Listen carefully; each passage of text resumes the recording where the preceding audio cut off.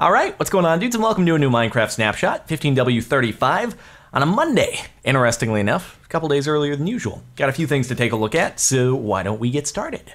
Up first, something that I like quite a bit, which is that now zombie villagers have, well, not only a new skin, but a whole bunch of new skins depending upon the profession of the villagers before they were turned into zombies.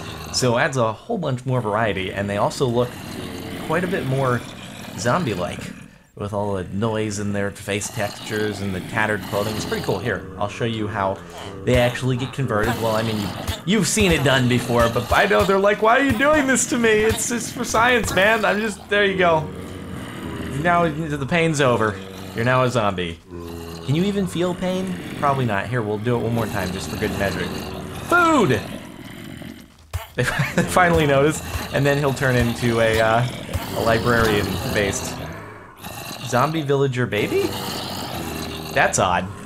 Alright, well, apparently, they can de-age or something, or maybe it turned into two. I have no idea. Anyway, new texture for zombie villagers, that's a thing.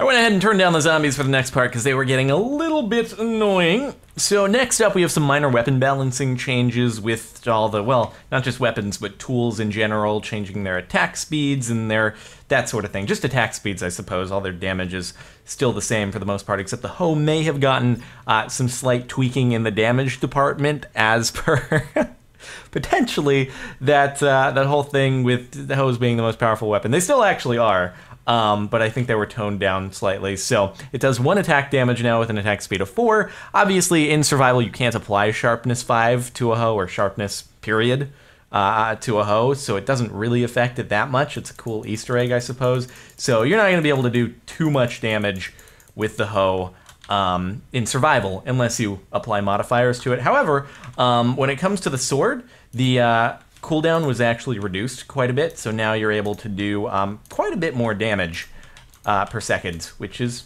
nice.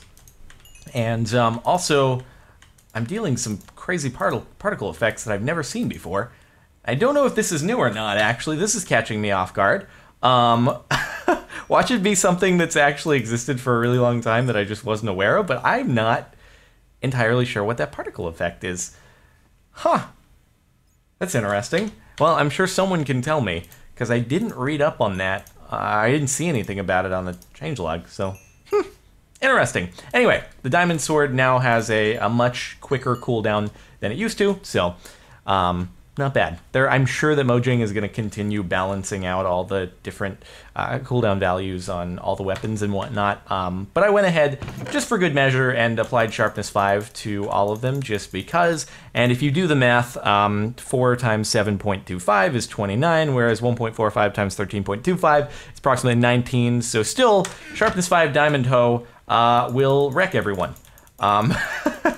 Still your best bet in a weapon. If you have the ability to get a hold of it. Otherwise, sharpness 5 diamond sword is still your best actually obtainable weapon in survival mode. So, and again, I turned down the sound.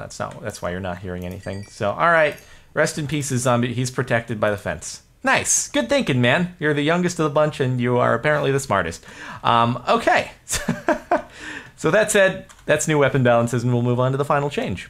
Well, I say changes, but actually it's more like new features for command blocks, which is always nice, although there was a small change to the texture, bit of an outline to the metal part. I like it, makes it pop a little bit more. So anyway, let's get into some of these new features, why don't we? So I've got a give command here to give me some grass, and then in this one I've got a give command for sand. If I put a button down here, it works as you normally expect it to, powers both the command blocks, and I get a piece of grass and a piece of sand as well. Now, if we go in and we switch this button that says unconditional to conditional, this is a new option, by the way, and now we go ahead and I'll go ahead and pick that one up and we'll delete it.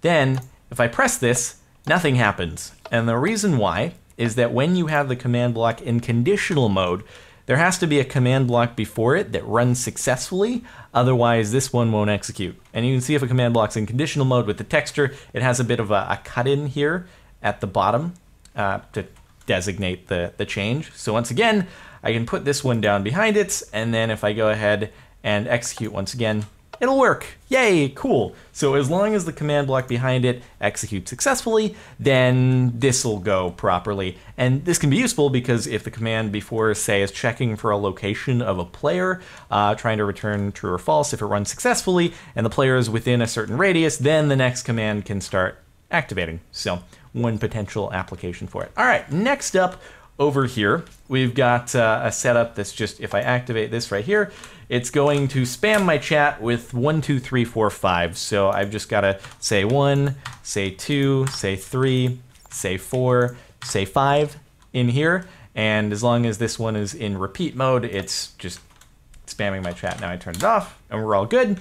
These levers right here, they're all in the on position. However, there's now a really cool new feature where rather than needing to have redstone powering these, I can simply go into the command block and switch from needs redstone to always active. And this really is most useful for the chain command blocks because they still need to have the signal looped in. So now, if I go ahead and flip this lever, we don't have any more levers next to these chain blocks except they keep on running. So pretty cool stuff. And then we can actually do the same thing over here to the chain, the repeater block, and it's still going to keep running even though now there are no levers, no hidden redstone blocks underneath here. And then we can also, if we want to do so, switch one of these to say conditional.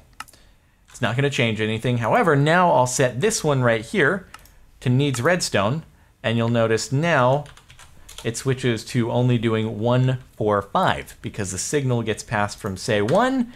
This one's not doing anything because it needs redstone, so the signal goes through. This one's not doing anything because this one wasn't able to execute, and now it's only doing 4 and 5. So all these options allow you to really like twist around and customize the whole chained up command block thing. So we'll go ahead and now turn this thing off so it's no longer spamming our chat, and should be good to go. There we are. And that's mostly it for the new command block changes, so pretty useful stuff. Anyway, still got our little villager zombie over there, tweaks to weapons, command block stuff, and that pretty much does it for this snapshot. So hopefully you've enjoyed. If you have, a rating would be super duper very much appreciated. Maybe we go for like lucky number 13 likes or something like that. I don't know. But on that note, we will call it there. Thanks for watching, and I'll see you next time.